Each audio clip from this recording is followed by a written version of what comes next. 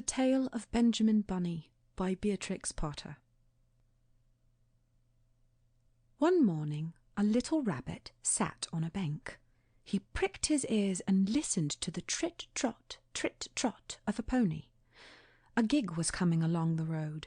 It was driven by Mr. McGregor, and beside him sat Mrs. McGregor in her best bonnet.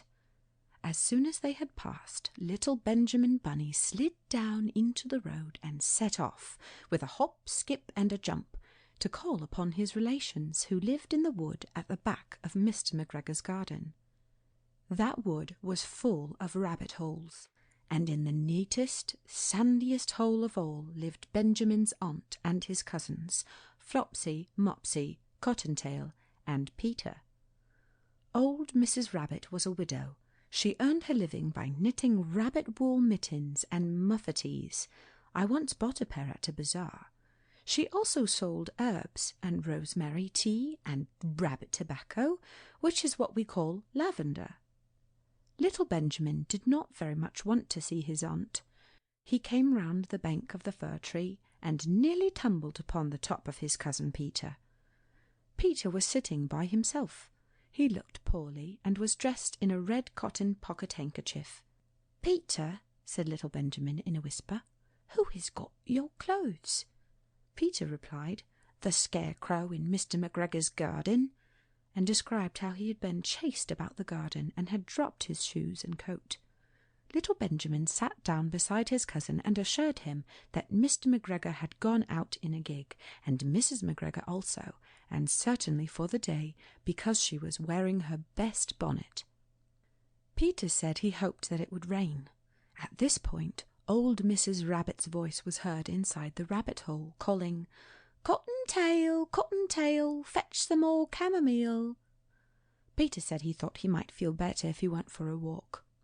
They went away hand in hand and got upon the flat top of the wall at the bottom of the wood. From here they looked down into Mr. McGregor's garden. Peter's coat and shoes were plainly to be seen upon the scarecrow, topped with an old tam-o'-shanter of Mr. McGregor's. Little Benjamin said, "It spoils people's clothes to squeeze under a gate. The proper way to get in is to climb down a pear tree." Peter fell down head first, but it was of no consequence, as the bed below was newly raked and quite soft. It had been sown with lettuces. They left a great many old little footmarks all over the bed, especially little Benjamin, who was wearing clogs. Little Benjamin said that the first thing to be done was to get back Peter's clothes in order that they might be able to use the pocket-handkerchief. They took them off the scarecrow. There had been rain during the night. There was water in the shoes, and the coat was somewhat shrunk. Benjamin tried on the tam-o'-shanter, but it was too big for him.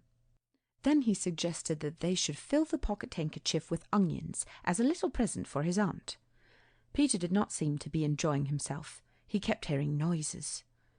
Benjamin, on the contrary, was perfectly at home, and ate a lettuce leaf. He said that he was in the habit of coming to the garden with his father to get lettuces for their Sunday dinner. The name of little Benjamin's papa was old Mr. Benjamin Bunny. The lettuces certainly were very fine. Peter did not eat anything.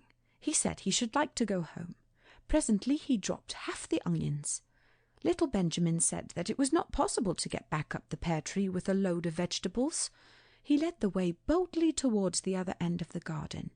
They went along a little walk on planks under a sunny red brick wall.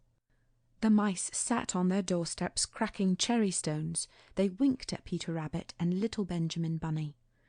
Presently Peter let the pocket-handkerchief go again. They got amongst flower-pots and frames and tubs. Peter heard noises worse than ever. His eyes were as big as lollipops. He was a step or two in front of his cousin when he suddenly stopped. This is what those little rabbits saw round that corner. Little Benjamin took one look, and then in half a minute less than no time, he hid himself and Peter and the onions underneath a large basket. The cat got up and stretched herself, and came and sniffed at the basket. Perhaps she liked the smell of onions.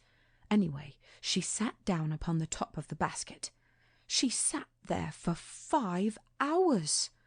I cannot draw you a picture of Peter and Benjamin underneath the basket, because it was quite dark, and because the smell of onions was fearful. It made Peter Rabbit and little Benjamin cry. The sun got round behind the wood, and it was quite late in the afternoon, but still the cat sat upon the basket. At length there was a pitter-patter, and some bits of mortar fell from the wall above.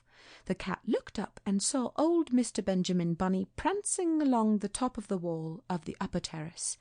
He was smoking a pipe of rabbit tobacco and had a little switch in his hand. He was looking for his son. Old Mr. Bunny had no opinion whatsoever of cats. He took a tremendous jump off the top of the wall onto the top of the cat, and cuffed it off the basket, and kicked it into the greenhouse, scratching off a handful of fur. The cat was too much surprised to scratch back. When old Mr. Bunny had driven the cat into the greenhouse, he locked the door. Then he came back to the basket and took out his son Benjamin by the ears and whipped him with the little switch.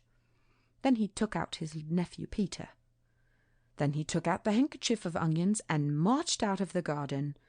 When Mr. McGregor returned half an hour later, he observed several things which perplexed him. It looked as though some person had been walking all over the garden in a pair of clogs, only the footmarks were too ridiculously little. Also, he could not understand how the cat could have managed to shut herself up inside the greenhouse, locking the door upon the outside. When Peter got home, his mother forgave him, because she was so glad to see that he had found his shoes and coat.